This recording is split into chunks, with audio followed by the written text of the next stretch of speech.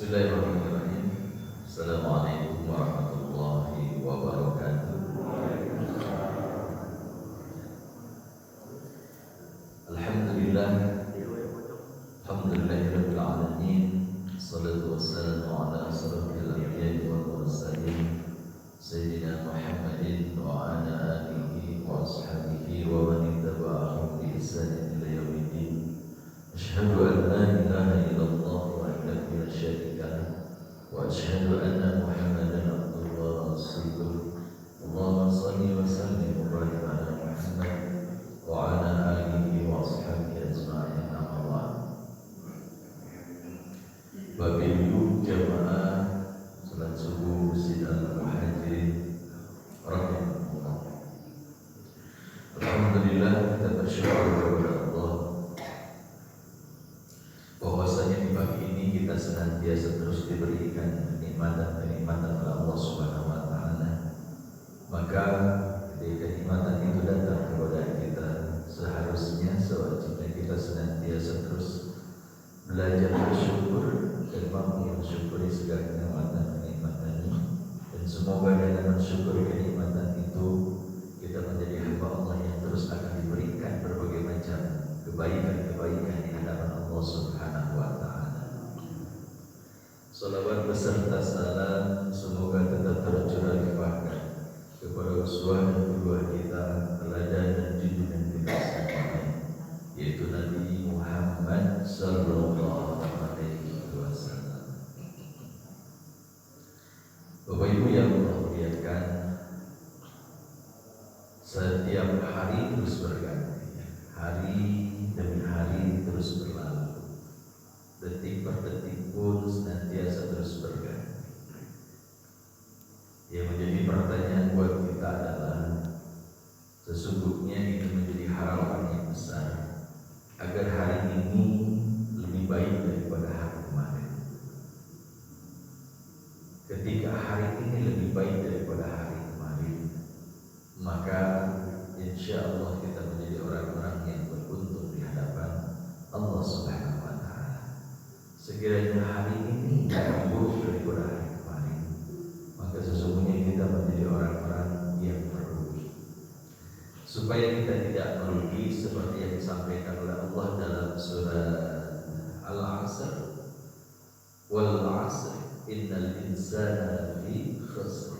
Karena manusia itu sesungguhnya hidup dalam keadaan penuh dengan kerugian.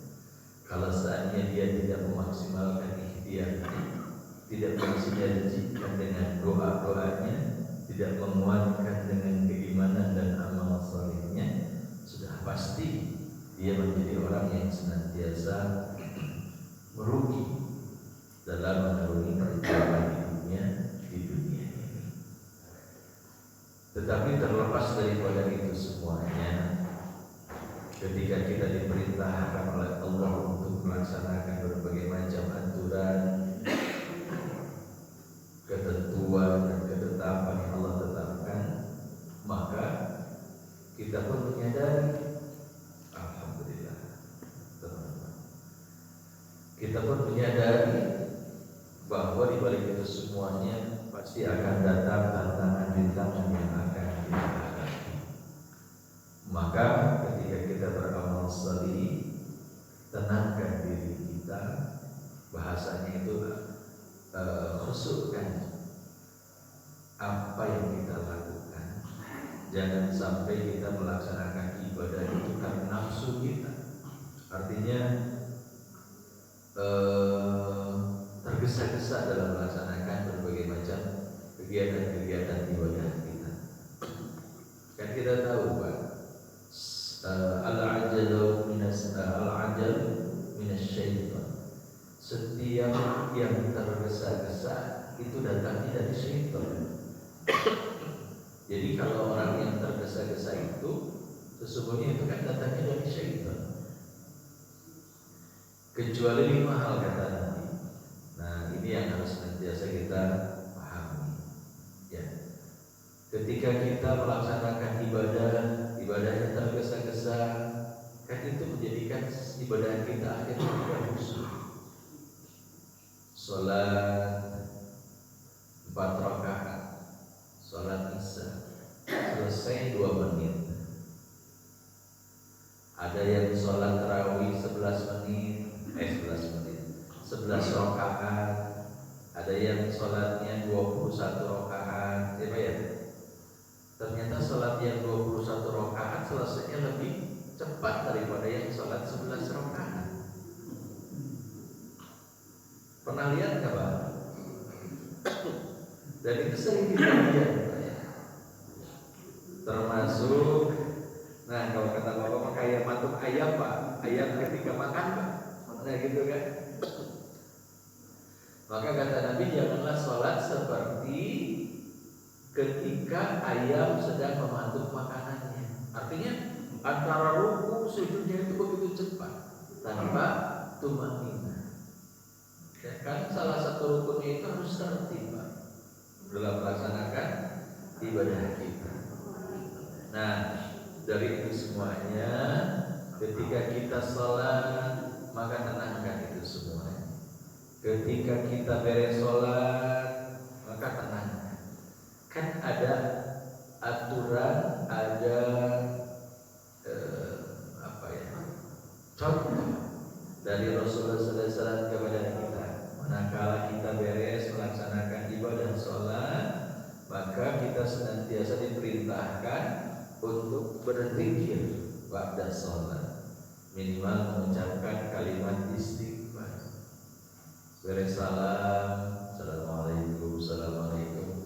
Kita tidak tergesa-gesa, walaupun kita banyak kegiatan urusan yang akan kita hadapi, tapi minimal kita mengistighfari apa yang pernah kita lakukan, mengistighfari sholat yang kita kerjakan, sehingga kita benar-benar merasakan ketenangan akhirnya nanti.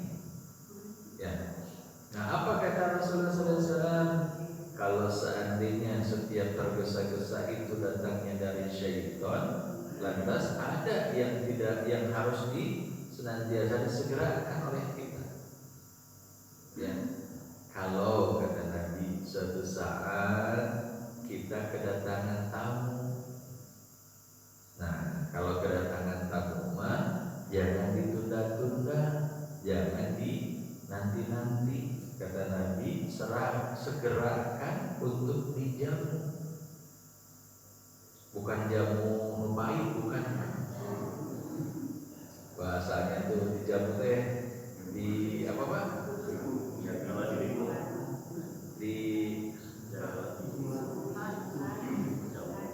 Ini jamu lah pokoknya Pak.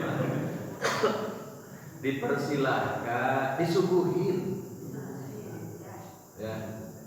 Kayak kalau saya ngaji di sini Pak, baru juga salam kan sudah disuguhi seperti ini. Nah, ini teh adab akhlak yang diajarkan oleh Nabi. Kalau ada tamu, segerakan untuk dijamu. Minimal mah air sama teman-temannya. Kan terkadang tamu itu ada yang datang dari jauh, kemudian dia kehausan. Ya minimal air lah. Nah, ini yang menandakan bagaimana akhlaknya Rasulullah SAW memberikan contoh dan teladan kepada kita. Siapa lagi yang akan kita contoh Pak? Karena Allah sendiri yang mengatakan dalam Al-Quran, laqad kana lakum fi Rasulillahi uswatun hasanah. Sungguh telah terdapat suri teladan yang terbaik pada diri Rasul.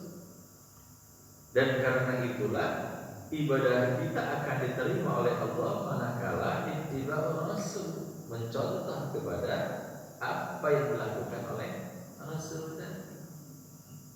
Tetapi kan ittiba ini kan bukan hanya apa yang dicontohkan dilakukan sama Rasul saja, apa yang diucapkan sama Nabi, apa yang disetujui oleh Nabi boleh. Ya, terkadang kita sedikit-sedikit mengatakan bid'ah. Itu mah tidak pernah dicontohkan sama Nabi, kan gitu Pak ya? Jangan bid'ah itu mah. Bapak ketika pengajian Sabtu pagi seperti ini, menyediakan energen ini bid'ah, Pak. Energen apa? Ini energen apa ya? Itu bid'ah.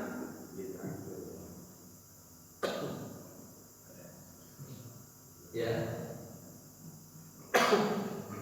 Kemudian kalau Bapak sholat, nih Bapak sholat nih, kan sholat itu diawali dengan apa, Pak? Takbiratul ihram, mengangkat kedua tangan sambil mengucapkan Allahu Akbar. Setelah itu kan kita disunnahkan, Pak. Sunnahnya muakkadah, dikuatkan sama Nabi untuk membaca doa istiftah atau doa iftitah. Ini kan Pak ya? Bapak baca iftitahnya yang mana, Pak? Allahu Akbar kabira walhamdulillahi katsira wa subhanallahi bukratan wa asila. Gitu Pak ya? Apakah Rasulullah pernah membaca itu? Enggak. Gitu Pak. Kalau mahasiswa, saya ngajar tuh Pak. Kemudian ditanya pas bab sholat tuh. Kan kalau kita sudah persiapan sholat, kemudian kita takbir, tandanya kita mengawali sholat, kemudian kita mencari iftitah. Dia tanya satu-satu, Pak, kamu baca iftitahnya apa? Allahu Akbar kabiru, hampir satu kelas, Pak, 40 orang. Kamu baca Allahu Akbar kabiru, hampir 99%, Pak. Kata saya itu begini, termasuk di sini Pak ya, Allahu Akbar kabiru nih, wajah-wajah kabiru nih. Ya, ternyata Nabi tidak pernah melaksanakan itu, membaca itu, berarti bid'ah kalau gitu Pak. Ya, kalau sedikit-sedikit bid'ah, sedikit-sedikit bid'ah. Jadi ceritanya seperti ini Pak. Ketika Rasulullah memimpin sholat, lantas Rasulullah bertakbir, kalau Nabi membaca Allahumma ba'id baini wa baina khatayaya kama ba'adta baina al-masyriqi wal maghrib. Ada yang baca itu Pak? Ada nanti cuma 1-2 orang Pak ya.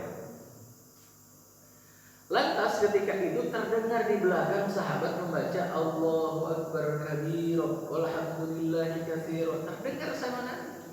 Tapi Nabi terus melaksanakan sholat sampai akhirnya sholat itu selesai. Assalamualaikum, assalamualaikum.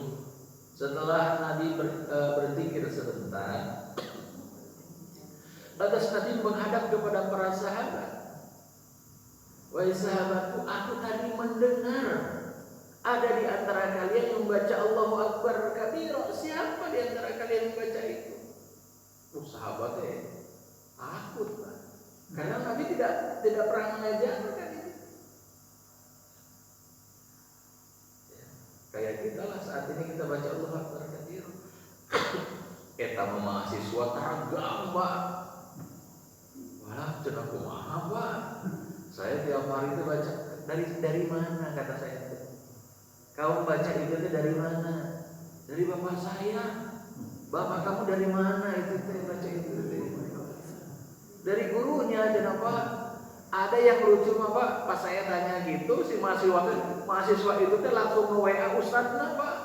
Ustadz gimana ini saya tadi ditanyain. Barulah saya jelaskan. Setelah itu,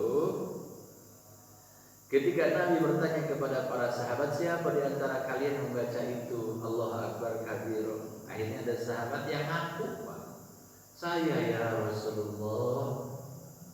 Barulah Rasulullah menyampaikan, sungguh ketika engkau mendengar itu dan ada yang membaca Allahu Akbar kabira, malaikat-malaikat berebut untuk menyambut doa yang kau bacakan tadi. Asalnya sayuran kita teh sahabat Pak. Setelah mendengar penjelasan dari Nabi, para malaikat itu siap menyongsong pahala doa yang dibacakan tadi.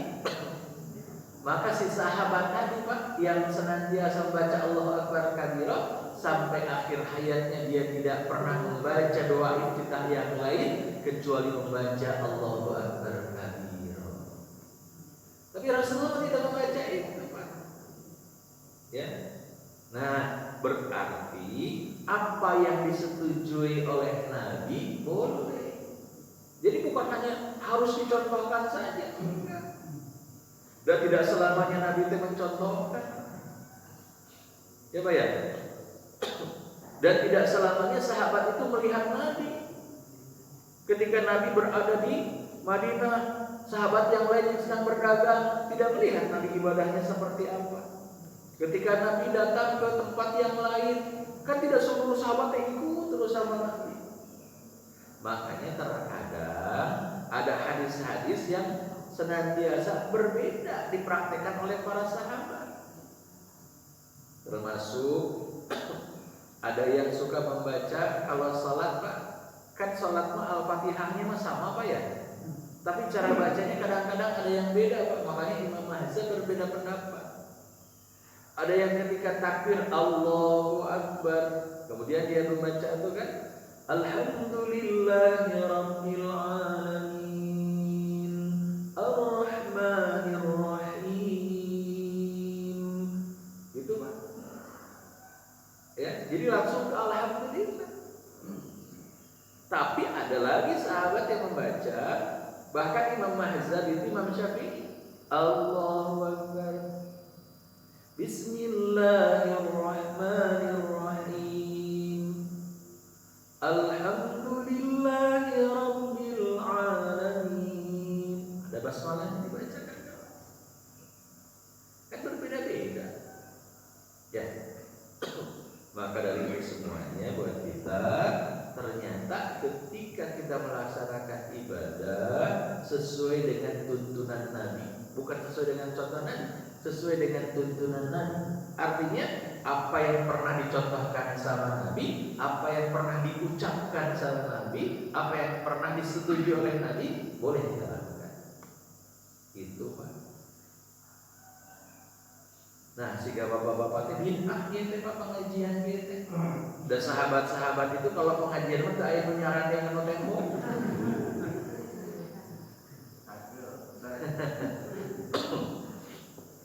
Ya tapi kan kondisional itu Bapak ya. Apalagi usia kita sudah di atas 50 kan. Nah, dari itu semuanya setiap yang tergesa-gesa itu datangnya dari syaitan, kecuali kalau ada tamu datang segera akan oleh kita untuk dijamu. Minimal kita menghilangkan dahaga tamu tersebut. Hikmahnya apa? Hikmahnya adalah kita senantiasa mampu memberikan penghormatan dan kemuliaan kepada. Apa kata tadi? Man kana yu'minuna billahi wal yaumil akhir falyukrim dhaifah. Ya. Dari mulai berbicaranya falyakul khairan aw liyasmut. Ya, berbicara yang baik atau diam. Ya, kemudian hormatilah tetangga kita, hormatilah tamu kita. Falyukrim jarah. Kan semuanya menjadi bagian daripada akhlak adab yang diajarkan oleh Nabi kepada kita. Makanya ketika itu jarang kita lakukan, supaya meningkat keimanan kita kepada Allah, sering-seringlah kita bermuhasabah. Allah yang mengatakan itu kepada kita dalam surat Al-Hasr. Allah sampaikan, ya ayyuhallazina amanu taqullaha wal tanzur nafsum ma qaddamat lighad wattaqullaha innallaha khabirum bima ta'malun. Wahai orang-orang yang beriman, bertakwalah kepada Allah. Wal tanzur nafsum ma qaddamat lighad. Perhatikan apa yang telah kalian perbuat. Tuh. Dan persiapkan amaliyah kita untuk menuju akhirat kelak nanti. Kan Bapak Ibu hadir di sini teh merupakan bagian beramal untuk persiapan akhirat. Gitu kan Pak ya? Kenapa demikian? Duduknya kita di tempat ini, beradanya kita dalam sebuah majelis, maka tempat duduk kita itu akan jadi saksi di akhirat kelak nanti. Tah karpet mau didudukin sama Bapak teh nanti akan berbujah di hadapan Allah. Ya Allah, saya itu pernah diduduki sama Bapak ini ketika pengajian pada hari ini tanggal segini jam segini. Maka sering-seringlah bermuhasabah kepada Allah. Hasibukum qabla an tuhasabu. Hisablah diri kalian sebelum kita ini dihisab oleh Allah. Ya. Alhamdulillah, bapak-bapak kelihatan walaupun ya, yang saya lihat bapak-bapak, ibu-ibu teh yang ngaji teh ini lagi kan kelihatannya teh. Ya, mudah-mudahan bapak-bapak, ibu-ibu sekalian itu diistiqomahkan sama Allah. Ya, istiqomah terus. Kalau subuh kan kajian subuh tiap pekan ya Pak ya? Tiap hari Sabtu di sini Pak. Oh. Karena dengan itulah sesungguhnya nih orang yang sholat subuhnya berjamaah di rumah Allah, maka saksikanlah bahwa dia adalah orang yang beriman kepada Allah. Tuh Pak, tanda keimanan itu salah satunya adalah kita melaksanakan sholat subuh. Apalagi yang namanya subuh, ya. 2 rakaat saja sebelum sholat subuh, sholat sunnahnya itu masih lebih baik daripada dunia dan seisinya.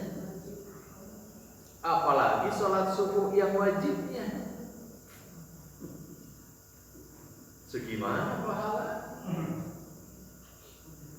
Ya tapi karena itulah memang berat Pak dari sholat subuh. Sudah mandi, waktunya ngantuk-ngantuknya subuh itu kan. Ya, tapi karena dibalik pengorbanan perjuangan yang kita lakukan, maka pahalanya besar di hadapan Allah.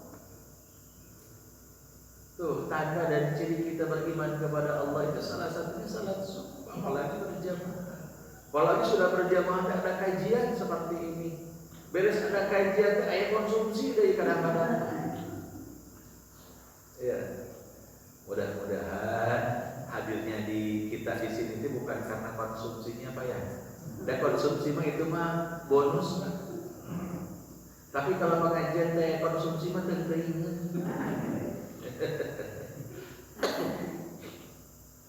Ya alhamdulillah. Jadi buat kita Pak, kalau ada tamu segera ya.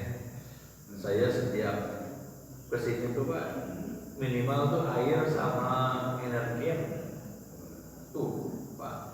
Masya Allah, alhamdulillah. Mudah-mudahan yang menyediakan ini semua akan menjadi amal salihnya. Amin. Anu nyimpen di dieu, nah kan mengadal lagi amal salih itu Pak. Betul tuh Pak. Siapa tahu Ustaz nanti hauseuh. Nah, kemudian dia kasih air minum, wah. Sehingga Ustaz nanti semangat deui menyampaikan materinya. Nah, eta teh pahalana berlipat ganda, Pak. Itu teh kalau satu orang yang menyediakan makan minumannya, komo pun sadayana nyediakeun, Pak. Masya Allah. Minum meja. Oh ya. Yang kedua kata Nabi, setiap tergesa-gesa itu datangnya dari syaitan, kecuali kalau ada yang meninggal segerakan urus jenazahnya. Kan ada 4 kewajiban bagi seorang muslim terhadap muslim yang lainnya kalau kita meninggal. Kalau ada yang meninggal, apa saja? Mandikan, kemudian yang kedua kafankan, yang ketiga sholatkan, yang keempat kuburkan. Cenah kumaha ketika di zaman Nabi ada yang mati syahid. Kah beda kalau yang mati syahid dimandikan itu dengan darahnya, dikafani dengan bajunya yang ada di sana. Jadi tinggal dikuburkan. Kan apalagi waktu perang Uhud, Pak. Ya Pak ya, perang Uhud itu kaum muslimin sudah menang itu Pak. Perang Uhud tuh. Sampai akhirnya kafir Quraisy itu yang banyak itu kewalahan, lari terpontang-panting. Nah 50 orang kurang lebih pemanah di Jabal Ruman, kata Nabi, selama tidak ada perintah dariku tidak boleh turun. Oh, perintah dari Nabi tadi. dan ningali eta mah Pak namana sahabat itu tergoda. Ada gonimah, ada rampasan perang, harta rampasan perang. Anu lain yang dibawa mau pada lari ngambil segala rupa. Ya, kata pimpinan sahabat itu jangan, belum ada perintah dari Nabi. Kemudian di antara para sahabat ada yang mengatakan, yang bawah juga lihat, sana pada ngambil. Akhirnya turun. Inilah kecerdikan daripada Khalid bin Walid ketika beliau itu belum masuk Islam. Tuh, Khalid bin Walid itu pemimpin perang Uhud kafir Quraisy. Setelah itu terlihat banyak kaum muslimin yang sedang mengambil ghanimah, maka dia berputar dengan pasukan berkudanya membelakangi kepada Jabal Ruman yang menjadi pemanah tadi.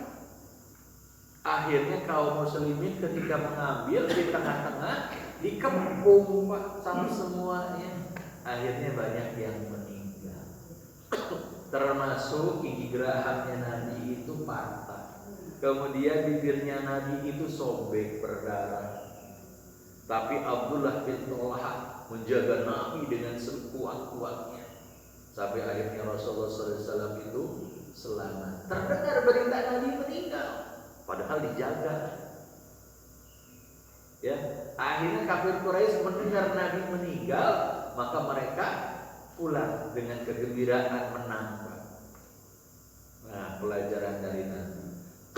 Kemudian Nabi melihat satu orang. Bayang, pas lihat ternyata apa? Ada paman yang dicintainya, singa padang pasir, namanya Hamzah bin Abdul Muttalib. Ketika dibalikan tubuhnya, sobek Pak di sini Pak. Jantungnya diambil, hatinya diambil. Ternyata yang membunuhnya itu Wahsi, seorang budak Hindu yang menjadi budaknya Abu Jahal. Yang Abu Jahal saat perang Uhud, saat perang Badar mati. Dendam Hindu sampai kepada Wahsi si ahli tombak itu budaknya, siapa yang bisa membunuh Hamzah maka akan aku bebaskan. Oh, itu melatihan terus Pak. Terjadilah perang Uhud. Kemudian pas momennya tepat, dilemparkan tombaknya mengenai tubuh daripada Hamzah, jatuhlah Hamzah, kemudian dibelah dadanya, diambil jantungnya, dimakan sama Hindu. Wahsinya dibebaskan. Gitu. Kemudian Rasulullah SAW menangis Pak. Jadi kalau ada yang meninggal kemudian menangisnya boleh itu Pak, nggak boleh nangis karena meninggal mah. Kata siapa? Rasulullah itu menangis. Ketika Ibrahim putranya meninggal, Rasulullah menangis. Ketika Abdullah putranya, ketika Qasim, Rasulullah menangis. Ditanya sama Umar, ya Rasulullah, bukankah tidak boleh ketika kita meratap? Saya tidak meratap, kata Rasulullah. Saya itu menangis karena saya cinta sama anak saya. Ini saya sebagai manusia. Gitu Pak. Jadi kalau ada yang meninggal, Bu, ya misalkan keluarga, pengen nangis karunya ke jenazah. Enggak boleh. Yang tidak boleh itu meratap, meraung-raung, memukul-mukul, merobek-robek pakaian. Enggak boleh. Ya itu yang tidak boleh. Aniata. Gitu Pak ya. Kemudian Nabi datang lagi kepada sahabat. Si fulan syahid. Nabi bersedih lagi Pak. Tapi di balik kesedihan itu gembira. Nah, yang luar biasa itu ada satu sahabat. Ketika itu para sahabat, ya Rasulullah, si fulan syahid. Pas ke satu orang, Rasulullah dikatakan salah sahabat syahid, kata Rasulullah, tidak. Oh, kaget sahabat-sahabat semuanya. Ketika kayak gitu, kenapa ya Rasulullah? Bukankah dia meninggal dalam keadaan berperang membela ajaran agama Islam? Nabi kan dapat wahyu dari Allah. Nabi tahu. Kemudian Nabi menjelaskan sesungguhnya ketika dia berjuang dengan penuh semangat, putus tangan kirinya. Kemudian dia megang dengan tangan kanannya putus tangan kanannya. Kemudian dia sambil berkuda jatuh, putus tangan kaki kirinya. Akhirnya dia bunuh diri. Saking tidak kuatnya menahan rasa sakit. Kata Nabi, lah, dia tidak mati syahid, tapi dia meninggal karena membunuh diri. Ternyata seperti itu. Nah, ketika para sahabat-sahabat tadi yang meninggal syahid, maka kata Nabi, kafankan dengan jubahnya. Dikafankan dengan jubahnya. Masukkan dengan darahnya. Langsung Pak digali. Makanya di Uhud Pak, di dekat Jabal Uhud kan ada area pemakaman, termasuk makamnya Hamzah. Kemudian ada sahabat-sahabat yang syahid di sana. Apalagi sekarang enak Pak ya, ada masjidnya juga, ada pemakaman syuhada Uhud. Nah, seperti itu. Jadi ternyata Pak, level seorang sahabat saja ketika dia sudah tidak kuat menahan sakit, akhirnya dia menusukkan dengan pedang sendiri. Sahabat Nabi akhirnya diberitahukan oleh Allah lewat wahyunya, sesungguhnya si fulan itu tidak syahid, tapi dia mati karena menahan rasa sakit. Tidak sabar kata Nabi, padahal sebentar lagi menurut itu Pak. Enggak sabar. Kalau saja dia bersabar sejenak, maka sesungguhnya syahid akan dia dapatkan. Tapi karena seperti itu, akhirnya tidak.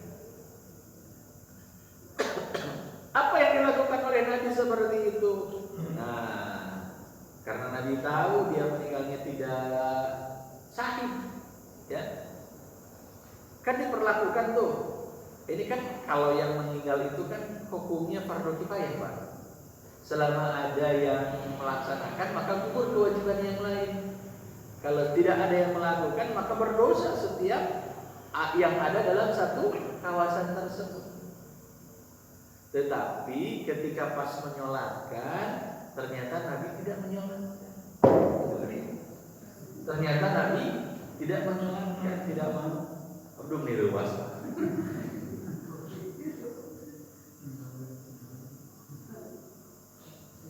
Tetapi kan Nabi sendiri yang mengatakan, ketika itu terjadi harus ada sebagai bagian daripada kifayah yang harus dilakukan. Maka Nabi tidak menyolatkannya, tapi ada sahabat yang menyolatkan. Harus itu tetap. Ya. Cuman bagi pemimpin, nah ini contohnya dari Nabi. Nabi tidak melaksanakannya, tapi sebagai bagian fardu kifayahnya, maka dilakukanlah itu semuanya. Gitu Pak. Nah, jadi ngobrolkan dia kemana? Kawin katanya. Oh, menyegerakan kalau seandainya ada yang meninggal. Ya, ada 4 kewajiban. Nah, ketika berkaitan dengan individu, tambah dengan 1 kewajibannya. Apa itu? Melaksanakan wasiatnya, kemudian bagi ahli warisnya membayarkan hutang-hutangnya. Jadi ternyata kewajiban secara umum bagi lingkungan masyarakat itu ada 4. Memandikan, mengkafani, menyolatkan, dan menguburkan. Nah, bagian ahli warisnya itu 1, melaksanakan wasiatnya, yang kedua membayarkan hutang-hutangnya. Kenapa? Barang siapa yang jenazah itu masih memiliki hutang piutang, maka sesungguhnya ruhnya itu tergantung antara bumi dan langit. Itu Pak. Kemudian laksanakan wasiatnya. Sejenak wasiat akan ada berat. Emang cuma iya, dia teh kan orang Bandung asli, transmigrasi nanti kan Sumatera, sekarang tinggal di Sumatera, rumah segarupa ada di sana. Nah, kesini teh sekarang lagi nengok cucunya, pas nengok cucunya meninggal. Nah dia berwasiat pokoknya saya harus dimakamkan di sana. Nah si putra-putranya secara ekonomi biasa-biasa, sedangkan untuk berangkat ke sana itu memerlukan biaya yang besar misalkan. Apakah wasiatnya harus dilaksanakan? Tidak. Ya, maka mudahkan itu semuanya. Kalau seandainya wasiatnya mudah dan bisa dilakukan, maka wajib untuk melaksanakannya. Ya, kalau bapak ngantun kalau di sini pemakamannya yang dekat mana pak? Raja. Oh yang di belakang itu ya. Kalau bapak meninggal, makamkan di Rancacili ya. Nah itu kan mudah, laksanakan wasiatnya. Nah jadi buat kita, ketika ada orang yang melaksanakan wasiat ahli waris itu, maka itu menjadi kewajiban. Jangan dulu membagikan harta warisnya, selesaikan dulu itu semuanya. Untuk biaya pengurusan jenazahnya, untuk membayar hutang piutangnya, dan untuk melaksanakan wasiatnya. Setelah itu hitungkan secepatnya. Bukan dibagikan pak, maaf ya, tolong dipahami. Hitungkan. Dan itu harus segera pak. Waris itu harus segera dihitungkan. Nih kadang-kadang kita tuh suka masih banyak memakai perasaan pak. Ada suami istri punya anak 3, suaminya meninggal. Kemudian kan harusnya dihitungkan langsung itu warisan masing-masing. Itu teh anaknya teh bilang, karunya ada si mama, ibu, masih ada ibu, masa kita harus berbagi waris? Bukan dibagikan warisnya, dihitungkan. Khawatir waris anaknya itu termakan sama ibunya. Kan ketika seorang suami meninggal, ibunya itu dapat 1/8 bagiannya. Anak-anaknya kalau laki-laki 2 bagian, anak perempuan 1 bagian. Hitungkan saja itu. Nah, ini waris dari bapak. Kalian dapat sekian, dapat sekian, dapat sekian, ibu dapat sekian. Karena si adik itu masih kecil, biar ibu yang menanggung semuanya, ibu yang yang mengelola itu semua. Itu yang benar itu seperti itu. Tapi sekarang kan enggaknya, udah masih karena ayah ibu, udah semua ibu. Nah, itu juga tidak baik. Ya. Dan sampai saat ini memang jarang yang melakukan itu. Oh ya, jarang. Berjalan terus. Nah, dari itu semuanya segerakan oleh kita kalau ada yang meninggal segera. Nah, kati lupa. Setiap yang tergesa-gesa itu kan datangnya dari syaitan. Ya, kecuali setelah tadi kalau ada kalau ada tamu. Nah, kalau ada tamu segera akan dijamu. Kalau ada yang meninggal segera akan dilaksanakan, dipulasaran. Yang ketiga, kalau seandainya ibu bapak punya anak gadisnya sudah cukup usia, segerakan dinikahkan. Jangan ditunda-tunda. Bahkan Rasulullah SAW itu sampai memberikan ultimatum lah bahasanya. Sekiranya ada seorang pemuda, seorang laki-laki yang sholih, takwa kepada Allah, kemudian melamar anak gadis kita, lantas ibu dengan tidak syar'inya menolak itu semuanya, maka sesungguhnya Allah akan murka kepada kita. Tunggu. Kalau ada anak gadis kita, kemudian ada laki-laki yang datang ingin melamar, dia orang sholih, orang yang taat, dari keluarga yang baik-baik, dia tajir, punya banyak mobil, punya rumah, udah jangan ditolak itu mah. Ya. Tapi kan masalahnya jarang yang seperti itu teh Pak. Soleh bisa si anak nanti di masjid segala rupa, tapi tergantung pekerjaan. Kadang-kadang kan kita pertanyaannya itu kan pekerjaan dulu ya. Itu rata-rata orang tua teh. maaf ya dek ya, kan mau melamar anak gadis bapak, adek teh kerja di mana? Itu tuh jadi pertanyaan dan jadi wajib itu tuh pertanyaan. Apakah salah? Enggak. Kata Rasulullah, tankahu al-mar'atu li arba'in. Ketika kita akan menikahkan, lihat 4. 1, lihat ketampanannya. Tampannya si budak teh. Lamun dibawa ke kondangan memalukan ke wajahnya. Gitu, Pak. Ya. Yang kedua, kata Nabi apa? Lihat hartanya, termasuk pekerjaannya segala rupa. Boleh itu jadi prioritas. Ketiga, lihat nasabnya. Wah, ini mah orang ini dari keluarga yang tidak baik, ini mah takut. Nah, itu kan penting. Atau yang keempat, kata Nabi, lihat agamanya, fadfar bidatid taribat yada.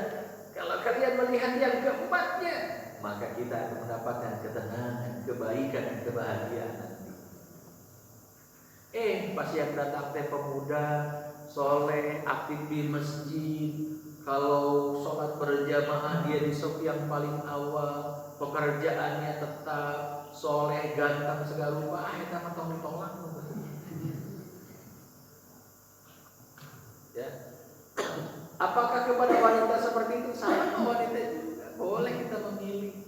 Bahkan kan kalau di zaman Nabi itu wanita itu disunahkan untuk memakai niqab, pakai burdah, pakai apa namanya itu? Cadar. Kata Nabi, kalau engkau akan mendekati wanita tadi, minta izin kepada ayah ibunya untuk dibukakan. Karena sesungguhnya ada sesuatu di mata orang Ansor.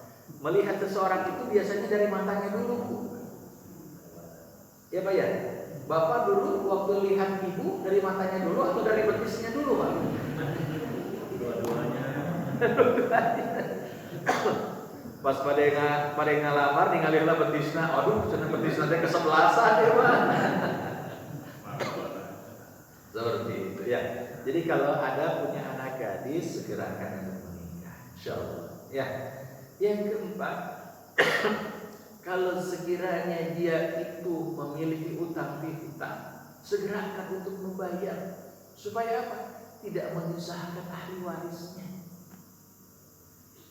Gitu Pak. Keduanya, bukan hanya menyusahkan ahli waris, menjadi tanggungan kita sampai ke akhirat. Bahkan Rasulullah SAW itu ketika ada sahabat yang menanggung hutangnya, selama hutangnya itu tidak ada yang menanggung, Rasulullah itu enggan untuk menyolatkannya. Tuh, sampai gitu Pak. Ya, setelah itu teh ahli warisnya, saya Rasulullah yang menanggung ini semuanya. Nah, kan itu kewajiban ahli waris lagi akhirnya Pak. Ke ahli waris, ahli Pak. Nah, ada dia minjem buat sendiri, serupa sendiri. Sudah terang benderang Pak. Terakhir aja Pak. Ya. Yang terakhir apa kata Nabi? Setiap yang tergesa-gesa itu datangnya dari syaitan, kecuali kalau kita berbuat salah, berbuat dosa, berbuat maksiat, segerakan untuk bertaubat. Ya. Bahkan kepada Abu Dzar Al-Ghifari Rasulullah SAW itu pernah berpesan ketika beliau akan melakukan sebuah perjalanan. Ittaqillah haitsuma kunta, bertakwalah engkau dimanapun kamu berada. Wasayyi'atil hasanat tamhuha. Kalau kalian berbuat salah, ikuti perbuatan salah tadi dengan berbuat kebaikan. Karena kebaikan itulah yang akan menghapuskan setiap kesalahan-kesalahan. Kan kita sering berbuat salah, Pak ya? Sering berbuat dosa ya Bu ya? Nah, maka ikuti perbuatan itu dengan amal soleh. Karena amal soleh itulah yang bisa menghapuskan daripada kesalahan-kesalahan yang pernah kita berbuat, kecuali dosa-dosa besar. Apalagi berbuat syirik.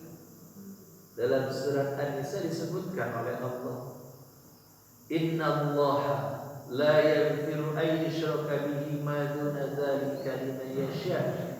Allah akan mengampuni dosa-dosa kita, kecuali dosa syirik Allah tidak akan ampuni. Ditafsirkan oleh para ahli tafsir, kalau gitu mah kumaha cenah.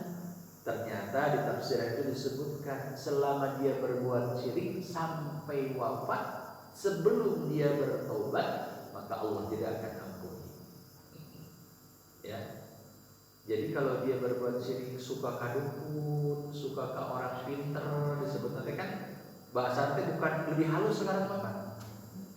Disebut nanti paranormal. Justru paranormal itu normal kita depan. Ya kan ya?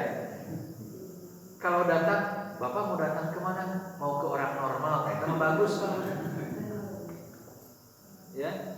Nah, datang apalagi ke dukun. Boleh nggak datang ke dukun Pak?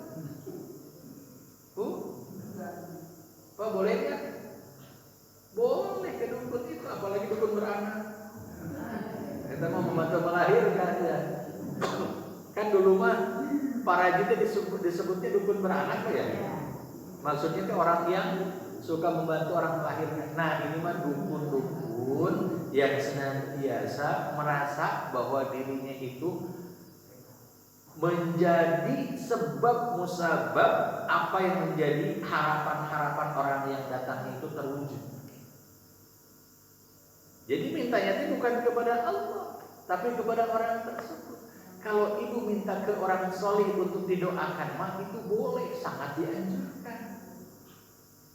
Jadi datangnya bukan kepada yang sudah meninggal, walaupun soleh sudah meninggal, itu tidak terlalu dianjurkan. Yang lebih dianjurkan itu bapak ibu datang ke orang soleh, kemudian bersilaturahim, bahkan minta didoakan. Nah, itu luar biasa bagus. Ya. Kalau kita datang ke orang soleh, kemudian dia sudah meninggal, kita ke pemakamannya hanya sebatas takziah bahwa kita akan melaksanakan seperti orang tadi akan dikuburkan.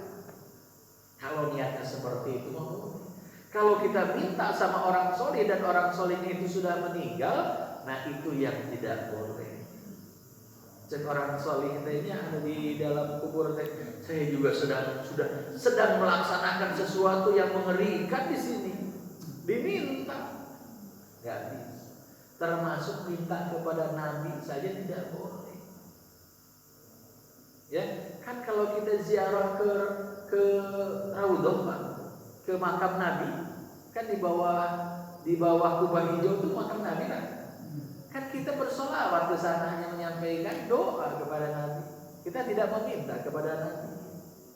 Ya. Bahkan kita disunahkan untuk bersolawat sambil melewat Allahumma shalli wa sallim wa barik ala Muhammad. Supaya Nabi senantiasa diberkahi. Satu kali bersolawat maka Allah akan memberikan pahala 10 kali lipat dari solawat kita. Apakah harus ke sana? Ya tidak harus juga. Kan bersolawat bisa di Masjid Al-Muhajirin Pak. Ya Bu ya? Bisa di rumah bersolawat? Bisa.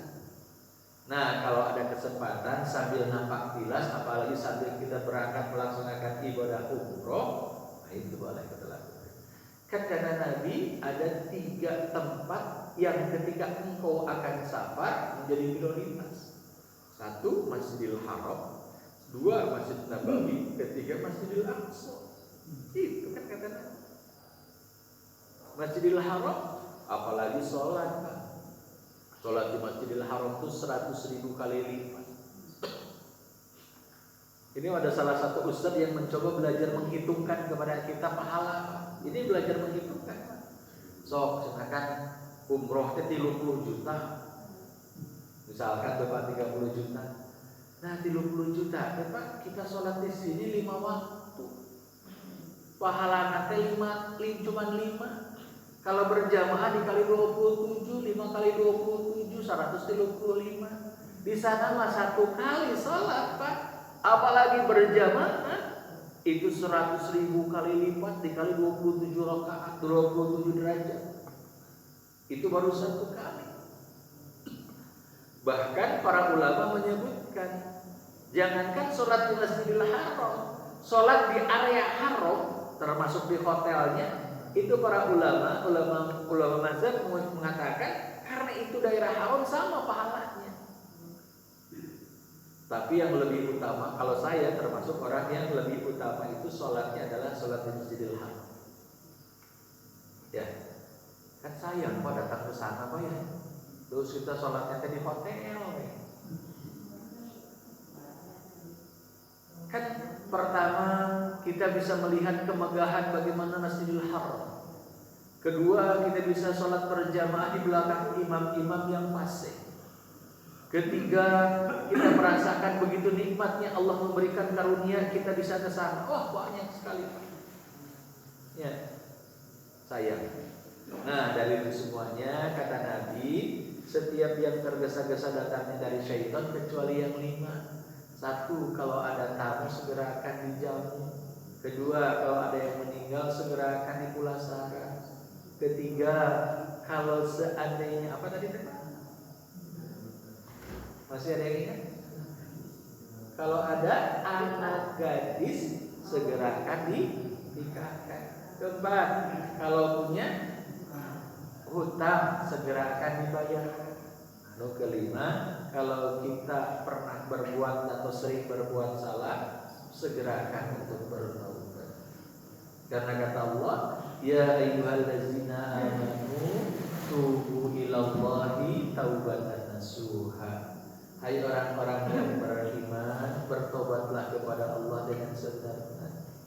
Karena sesungguhnya dosa seluas apapun juga, dosa kita seluas lautan, maka sesungguhnya rahmat Allah itu lebih luas daripada dosa yang kita lakukan. Allah itu Ghafurur Rahim, Maha Pengampun, Maha Penyayang. Maka teruslah kita bermohon kepada Allah agar kita senantiasa menjadi orang-orang yang senantiasa diterima taubat kita oleh Allah Subhanahu wa taala. Baik Bapak Ibu sekalian, ternyata 5:30 sudah siang sekali Pak ya.